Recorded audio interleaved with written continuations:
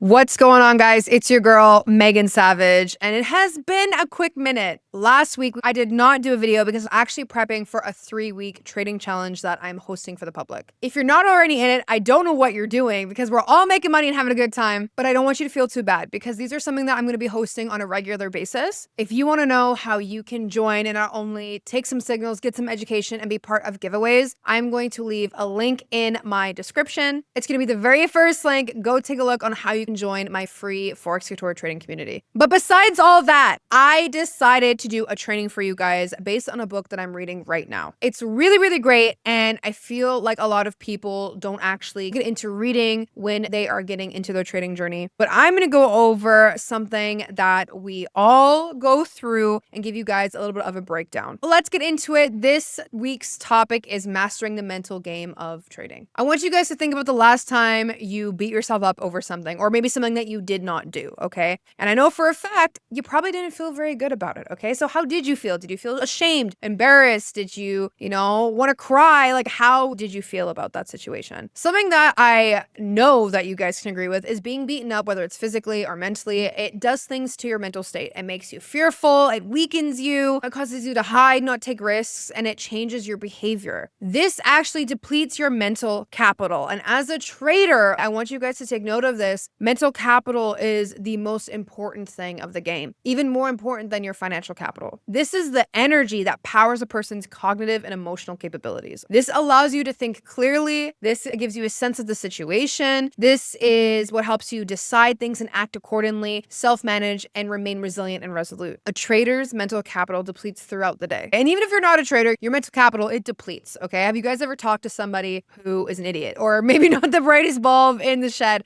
and it just drains you to talk to them? And this is not like a social battery where, you could just go out in a situation and you're like, oh, I just don't want to go home. I'm tired. From the Capricorns out there, when my social battery is done, I am done. Like, I want out of the situation. But this is your actual mental capital. This is what causes you to make stupid decisions because it's completely like your bar is empty. This resource needs to be managed carefully. Success is all performance. Activities rely on developing a mastery over yourself. Self-mastery is the objective of the mental game. How you fare in the outer game affects your inner game, making it essential to maintain balance between these two aspects of trading. Now, here's what I mean by that, okay? And I know girls suffer from this more than guys do, but when my environment is messy, there's dust everywhere, there's clutter everywhere, I can't focus properly. That's an outer world affecting my inner world. And if I'm having a really hard day, maybe I've got bad news about my family, maybe I had bad news about work, something that is in my external world, but it's causing me to have, a bad emotional state, I'm not going to be making the best trading decisions. Your inner game relies on the quality of the relationship you have with yourself, the relationship between you and your ego. Your ego is like a shadow. This follows you everywhere. It's not necessarily a good thing or a bad thing. It's just a part of who you are. I'm going to give you a breakdown of where the ego actually comes from. So it's a legacy of our ancient primary operative system. To give you a definition, the ego's role is to help its host avoid rejection and then ejection from its social group. So what I mean by that is when we were all monkeys and primates and whatever, we needed each other to survive. We bred together, we ate together, we hunted together, we did everything together. And if I was, let's say, shunned from a group, I would need to go and find another group as soon as possible. And I needed to be accepted by said group, or my chances of survival are very slim. This is literally potentially a death sentence if I don't find another group to be a part of. The ego works in order for us to be accepted and admired. It seeks the approval. It's essentially our nervous system. So this is where our fight, flight, and freeze comes from. Long story short, it sends neurochemicals to our brains, whether they're negative or positive, based on if we're in favorable or unfavorable situations. The ego values security, and security is not the absence of a threat. It's the ability to connect with others and have their support. This system controls your emotions, your decision-making, and your behavior. The ego, however, is needed. And I want you to remember this because no one great achieved anything without being driven to succeed by their ego. In simple terms, in trading terms, traders win the trade, they feel great, they feel like a king, they feel admired. Traders lose the trade, they feel like a clown. They feel like they failed. Ego wants praise, and this will be so powerful that it will override the trader's process. So I want to talk to you guys about the performance process cycle. This is what it looks like, okay? It's gonna be moving in the clockwise direction from reset, trigger, act, and outcome. This is you in the middle of the screen. This is you, your inner world, your behaviors, your thoughts, your emotions, everything that makes up who you are as a person, and then your external world is the outside. As you can see, the red little squiggle, that is, the balance I was talking to you guys about before. I want to talk to you guys about the first phase called the being phase. This is from reset to trigger. This is where the traders prepare and prime themselves for the coming trading process. The traders should be focused on being in the optimal state for the challenge ahead. This is where the trader charges their mental capital so it's ready to be used to achieve their purpose. So this is where you sit down, you're looking at your bias, you're doing whatever routine to get you set and ready for the day. You're getting the right mental headspace in order to start trading. The next phase is the production phase. So this is from trigger to act. Traders need a reason to act, and that reason often comes from a trigger event. Once the trigger occurs, the trader enters a process of sense making, which leads to a process of narrative formation. Now, I just want to say, no matter what strategy you trade, like I trade SMC, and something that I'm very big on with my students is being able to tell me why they've taken a trade. Because if you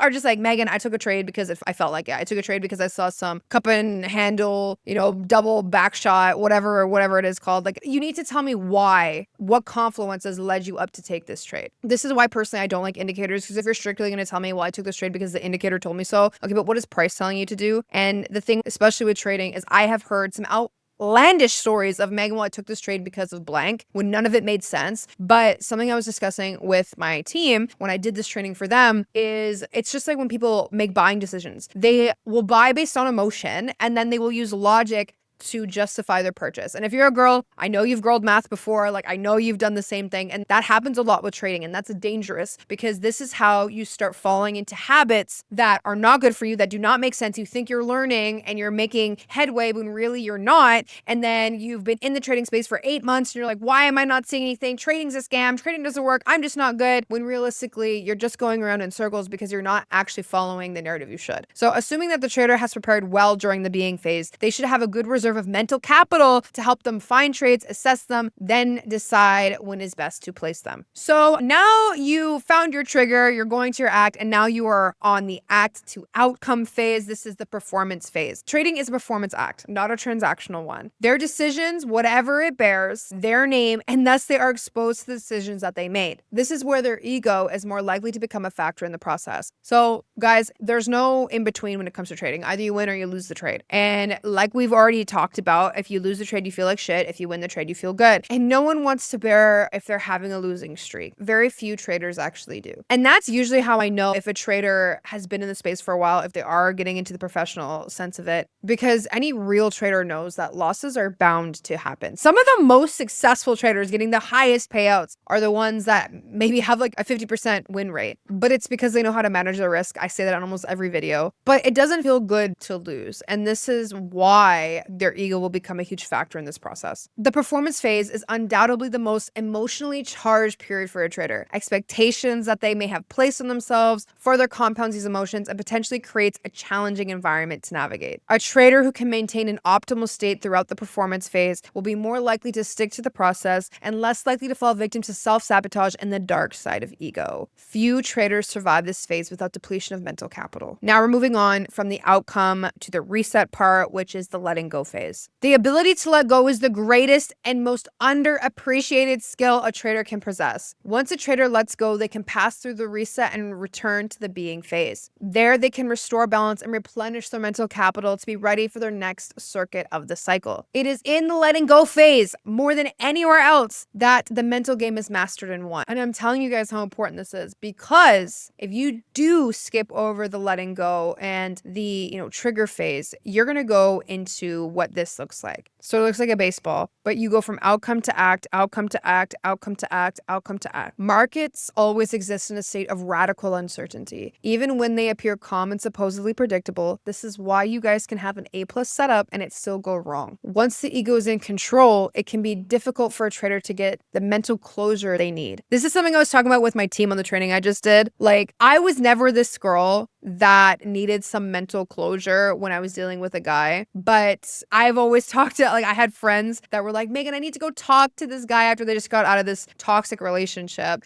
And they're like, I need to go get my closure. I need to understand why he did so and so and why this happened. You're not going to get that. The market does not care. Your ego does not care. It is going to wick you out and then go to all-time highs, hit all your TPs. It does not care about you. It just goes based on price. Like it does not care. Your ego does not care for resetting and getting back to an optimal state of being either. It just cares about making sure that you have that approval. If a trader is unable to reset, they now start to short circuit. They are now working towards an ego-driven purpose and start the unproductive cycle where the trader starts to spiral. And this is what I want to tell you guys about, and it is the death spiral. So the death spiral, okay? A lot of y'all have done it, and I want to be very, very, clear when I say that it's normal. It doesn't mean that it's good. It doesn't mean that, okay, you're doing that, fine. It means that it's normal. We all go through it. We've all blown accounts. We've all revenge traded. We've all over leveraged before. And this is what that spiral looks like is, let's say, for example, you over leveraged on a trade that you knew you weren't supposed to. Your outcome was you made a lot of money from that. That caused an emotion of you surged of, yeah, I'm making so much money. And oh my gosh, I got to post this screenshot on my Instagram and everyone gets to see how much money I make. So then you act again because you over leverage again on your next act.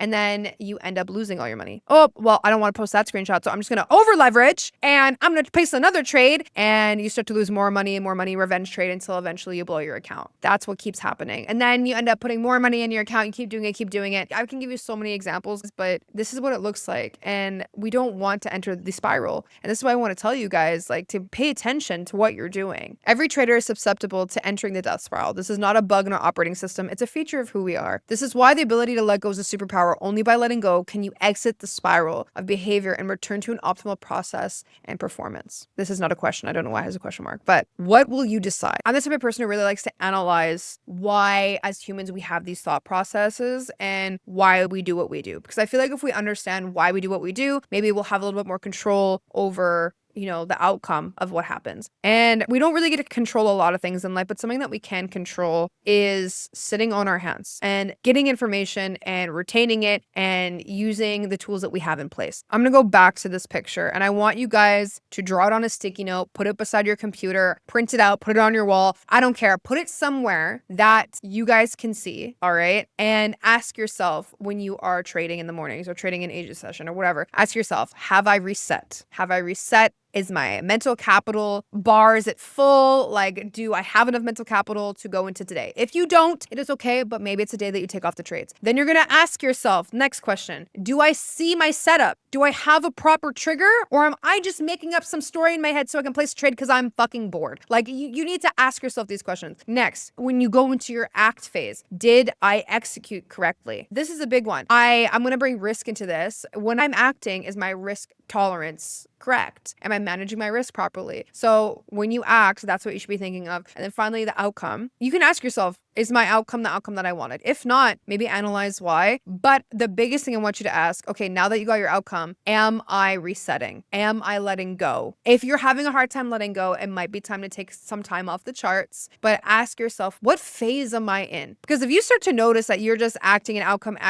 you're not resetting, you're not looking for your triggers anymore, yeah, you're entering the spiral. And I don't want you guys to be there. Okay. So that is my quick training for you guys. Again, I got this from the book Mastering Your Mental Game of Trading and absolutely love it so far. I'll be doing more trading trainings on books, podcasts, videos that I've listened to in order to deliver to you guys, as well as give you guys some trainings based on my own experience in the markets and the trainings I give to my team. But if you found any value from this video, I would appreciate a like and subscribe. Once I get to 1,000 subscribers here on YouTube, I will be going live for you guys. So that's super exciting. And there might be a giveaway or two. Any topics, questions, anything along those lines, drop in the comments. I'll be sure to look at all of them. And with that being said, guys, remember, you're savage, not average, and I'll see you guys on the next video.